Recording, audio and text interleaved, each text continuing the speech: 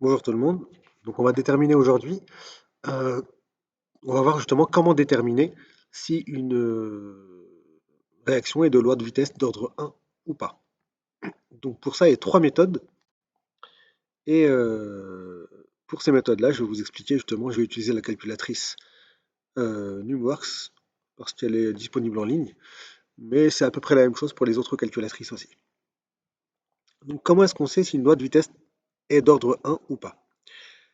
Donc premièrement, euh, comme on sait que la vitesse est proportionnelle, la vitesse de disparition euh, d'un réactif A est proportionnelle à sa concentration au cours du temps. Donc ça veut dire qu'on a bien une fonction linéaire même, affine ou linéaire, de la forme y égale à a fois x, avec y la vitesse et x euh, la concentration du réactif A. Donc ce qui veut dire que si je trace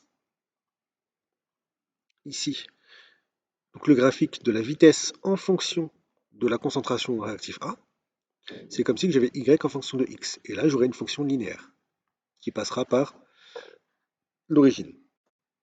Donc si j'arrive à obtenir ça, ça veut dire que c'est bien une loi de vitesse d'ordre 1. Donc ça, c'est assez simple, mais en général, c'est pas cette méthode que vous allez utiliser. Vous tracez ça soit sur papier illustré, soit sur un tableur, soit sur la calculatrice. Ça, on va pas le faire parce que c'est pas la méthode la plus utilisée en général. Vous n'avez pas la vitesse et la concentration, vous avez plus la concentration et le temps.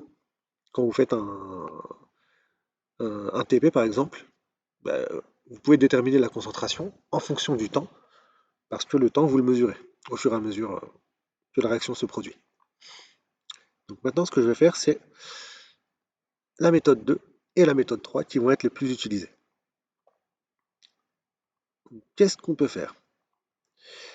On a vu dans le cours que la concentration réactive du réactif A, concentration en quantité de matière pardon, du réactif A, suit la loi, une loi exponentielle justement, donc A, la concentration, est égale à la concentration initiale de A, fois l'exponentielle de moins K fois le temps.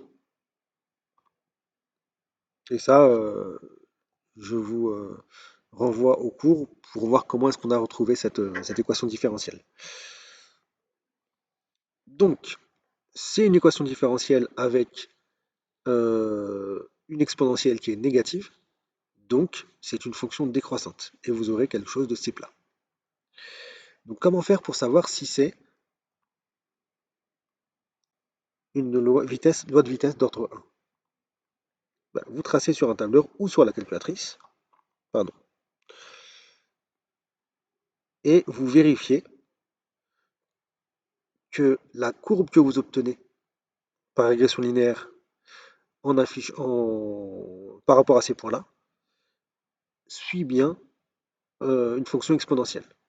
Donc comment est-ce qu'on vérifie? Par exemple, ici j'avais ces points-là, 1, 2, 3, 4, 5, 6. J'ai demandé au tableur de faire une courbe de tendance. Et la courbe de tendance qu'il m'a faite, c'est celle-ci. Elle passe bien par à peu près tous les points. Et il m'a proposé comme équation ça. Donc 0,0736 fois exponentielle de moins 0,06 fois x. Ça veut dire que le k est égal à moins 0,06. Ici, ils mettent x et y à chaque fois, alors que y, il faut savoir que c'est ce qui est en ordonnée, donc c'est a, la concentration de a, et x, c'est le temps, c'est t. Et 0,0736, bah, ça va être simplement la concentration initiale du réactif. Donc là, en fait, je vous propose un petit exercice. Vous voyez en haut, normalement, le tableau. Vous avez un tableau de valeurs avec le temps et la concentration en fonction du temps. Donc, ce qu'on va faire, c'est qu'on va entrer ce tableau de valeurs dans la calculatrice Numworks. Dans le menu, vous allez sur régression. Donc, on va sur régression ici. Ici, on tape, on entre les valeurs. Donc, c'est ce que je vais faire. Pour 0, on a 7,12 fois 10 puissance moins 2, donc 0,07 712. Pour 115, on a 0,0597. Pour 192, on a 0,0519. Pour 355, on a 0,04 ou 400 si vous préférez, peu importe. Pour 480, on a une concentration de 0,0311. Pour 752, 752 c'est en secondes. Ça veut dire que ça a duré plus de 10 minutes là. On a 0,0200. On va bientôt terminer. Donc pour 1000 secondes, on a 0,0136. Pour 1280, on a 0,0084. Ne vous trompez pas quand vous faites les calculs. Au pire, vous pouvez mettre la puissance. Moi, je préfère faire comme ça, mais vous pouvez mettre la puissance. Et la dernière valeur, pour 1430 secondes, pardon, on a une concentration de 0,0068 mol par litre. Donc, une fois qu'on a entré toutes ces valeurs, on va, ici ce sont les données, on va aller sur graphique.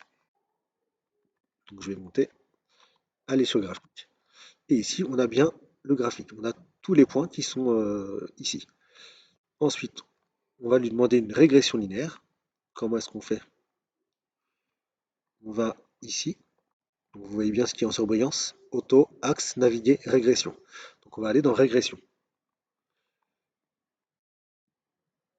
Donc est-ce qu'on veut une régression linéaire qui est linéaire, ça veut dire une fonction linéaire, fonction proportionnelle, quadratique, etc.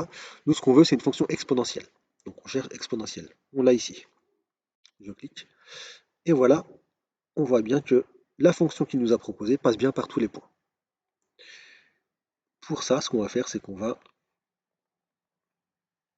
lui demander la fonction ici.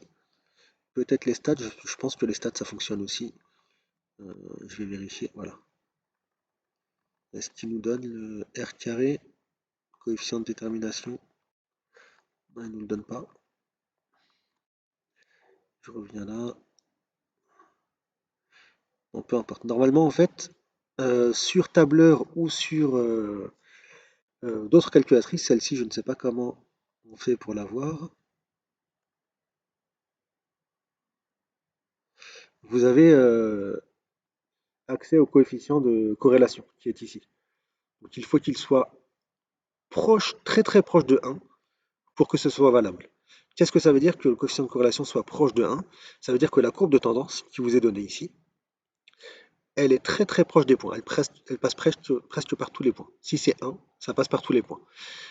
Si votre coefficient de corrélation est de 0,7 par exemple, ça veut dire que les points ne sont pas du tout sur la courbe. Donc c'est pas vraiment super. Donc il faut vraiment que vous ayez un 0,99 quelque chose. Donc là, ça fonctionne bien parce qu'on voit bien que on a cette courbe-là. Donc si on vous demande ensuite quelle est la concentration initiale, ben, on sait que c'est cette valeur-là, ce qu'il y a devant l'exponentielle, donc c'est cette valeur-là. Donc c'est 0,0771. Si on vous demande le k, ben, c'est ce qu'il y a devant le x. Parce que oui, ils placent le x, c'est ce qu'on a ici en t. Donc le t, il l'appelle x. Donc c'est 0,00165 à peu près, pour le k, etc. J'espère que c'est compris pour cette partie-là. Maintenant, on va essayer de voir la troisième méthode. C'est pratiquement la même. On va partir de la deuxième méthode pour avoir une fonction affine. Donc ici, pour avoir une fonction affine, ce que je vais faire, c'est que je vais essayer d'enlever l'exponentielle. Pour enlever l'exponentielle, vous savez qu'il faut invoquer la fonction logarithme népérien. Donc, je vais mettre le ln devant ici et le ln devant ici. Donc là, on a ln de quelque chose fois quelque chose. Vous savez que ln de A fois B, c'est ln de A plus ln de B. Donc c'est ce que je mets ici. Ensuite, vous savez que ln de exponentielle de quelque chose, c'est égal à ce quelque chose. Donc ln de exponentielle de moins kt, c'est égal à moins kt. Ensuite, je passe le ln de A de l'autre côté, ça fait ln de A moins ln de A0. Non, non, je dis n'importe quoi. J'aurais pu faire ça, mais bon. Là, j'ai oublié ce que je voulais faire. Ce que je voulais faire, c'est simplement avoir une fonction qui représente A en fonction de t, comme tout à l'heure. Sauf que là, A en fonction de t, je ne vais pas pouvoir l'avoir, donc je vais avoir ln de A en fonction de t. Donc, on a bien une fonction affine. Pourquoi? Ln de A, si on dit que c'est y, k, si on dit que c'est A, x, c'est t, et ln de A0, ça va être b. C'est ce que vous avez ici. Donc, finalement, vous aurez une fonction linéaire, une fonction affine, pardon, avec comme ordonnée à l'origine b, donc c'est log de ln de a initial. Donc ça veut dire que ln de a initial, ça va être ici, moins 2,5 à peu près. C'est ce que vous trouvez ici, moins 2,6. Le coefficient directeur de cette courbe, ce sera le a, qui est ici, qui correspond à moins k. Donc, comme moins k est négatif, c'est pour ça que la pente, vous avez une pente négative. C'est pour ça que c'est une fonction décroissante.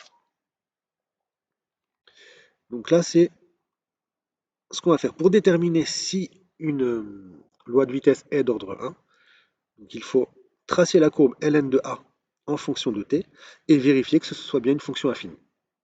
Donc là, c'est le cas. C'est une fonction affine parce que le coefficient de corrélation est très proche de 1, 0,9983. On va le faire sur la calculatrice. Donc je vais revenir sur la calculatrice aux données. Je vais effacer le y et remplacer par ln de a. Donc à la place de 0,0712, je vais mettre ln de 0,0712.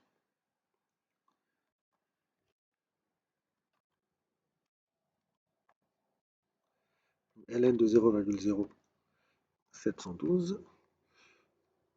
Ensuite, ln de 0,0597.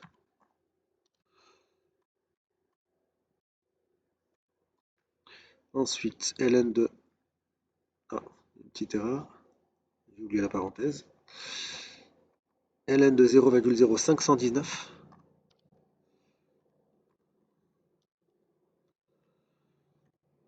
ln de 0,04.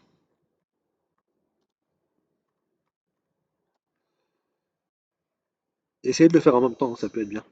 ln de 0,0313.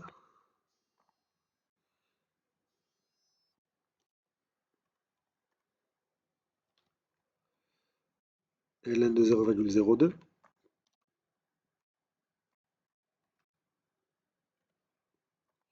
ln de 0,0136. Bon, accélérez cette partie si vous voulez voir ce que ça donne.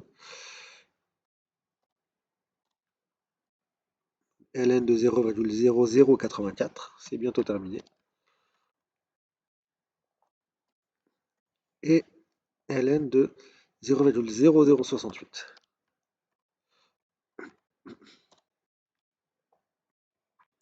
Donc là, on a tout ce qu'il faut. On va retourner sur le graphique. Et on va retourner sur régression. Parce que cette fois-ci, ce qu'on veut, c'est pas un modèle exponentiel, mais c'est un modèle de fonction affine. Et vous voyez que vous avez ax plus b ici. Dans cette calculatrice, fonction affine, ils appellent ça linéaire. Donc on va prendre celle-ci. Et vous voyez bien que quand il vous trace la droite, elle passe bien pratiquement par tous les points. Donc le coefficient de corrélation, pardon, il est plutôt pas mal ici. Ce qui est dommage, c'est que sur cette calculatrice, je ne sais pas pourquoi, je n'arrive pas à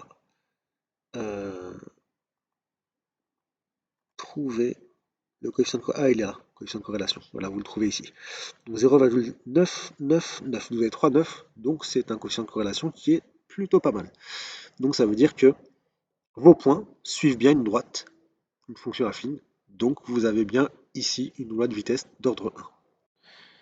Donc voilà, j'espère avoir été clair. Euh, Sinon, n'hésitez pas à me poser des questions. À bientôt tout le monde. Au revoir.